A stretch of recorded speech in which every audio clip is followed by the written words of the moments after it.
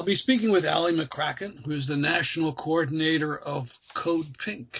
Presently, she's in Washington, D.C., and they received a lot of attention last week, just a few days ago, after attempting to make a citizen's arrest of former Secretary of State Henry Kissinger. Good morning. Good morning, Stanley. Thanks for having me on. Let's start with Senator John McCain's claim over the weekend. Did you or other members of Code Pink physically threaten Henry Kissinger? No, not unless you consider chants and small pieces of paper to be physically threatening. We didn't even come close to being near. Well, we were close to him, but we didn't touch Henry Kissinger, and we had no plans to ever touch him. So, no, we did not physically assault him.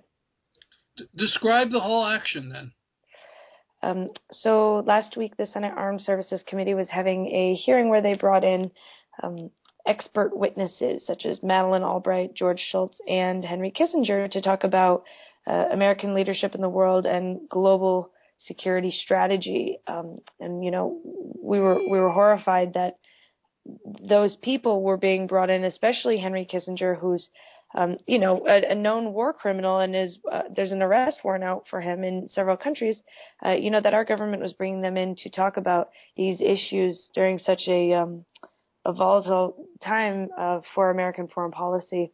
And so at the hearing, we went up to the front of the room when Henry Kissinger walked in, and we held up our banners, and we chanted, "Arrest Henry Kissinger for war crimes." And then as soon as the hearing began, we sat down. And then partway through, when Kissinger was providing his testimony, my colleague Anna Kaminsky and I stood up and read out loud the citizen's arrest warrant, which listed briefly some of his crimes and the massacres that he's responsible for in places like Vietnam and Chile and Cambodia and Laos. And that's when we were taken out of the room by Capitol Hill Police, and we were not arrested. But it was after the initial disruption that Senator McCain told us to shut up and that we were low-life scum, which we found to be very disrespectful.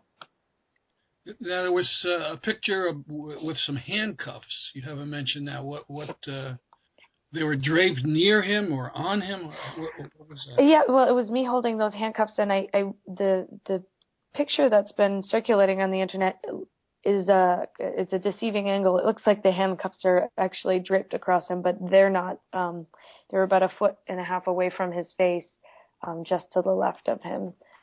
So that was all part of the attempt to perform the citizen's arrest. You didn't try to tell him to put his hands behind his back and go through some of the positions. No, I was busy chanting with the rest of the crew that we needed to arrest him. Well, let's talk a little bit more about Kissinger. I was gratified to see that on maybe your Facebook page you had something in Spanish to talk to people from Chile. Talk about Chile and Kissinger. Yeah, so we know that Kissinger was instrumental in the overthrow of Allende in Chile and then the installation of the brutal dictator Pinochet. And so we wanted to specifically mention that during the citizen's arrest. And my friend Anna read that segment out loud of the arrest warrant Medea had put together. And we posted on our Facebook page a specific shout out to the people there to know, so that they know that there are Americans who haven't forgotten what happened and the role of American politicians in that, the installation of that dictatorship, so that they know, we remember.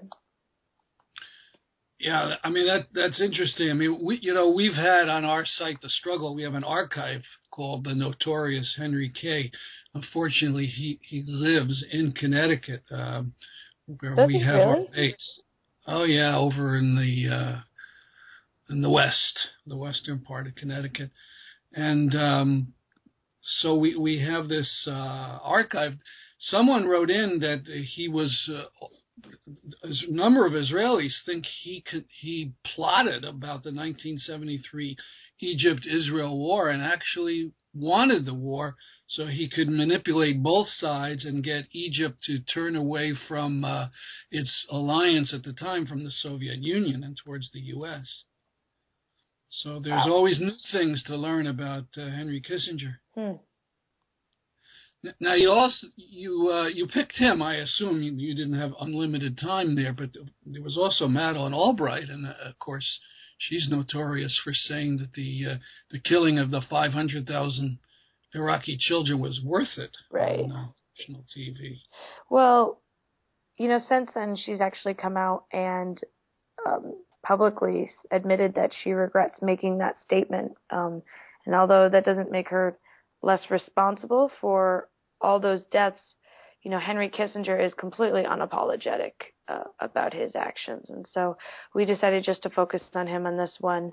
But we do acknowledge the role that the other two played in our foreign policy history as well.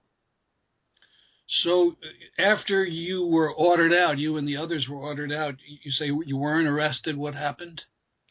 Capitol Hill Police talked to us for a few minutes, and then they let us go.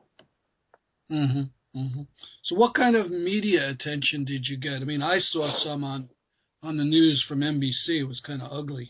Yeah, it's been a mixed reaction. I mean, we certainly have gotten a lot of media attention, especially because John McCain went so far as to call us low-life scum, and that's really the story that's been picked up.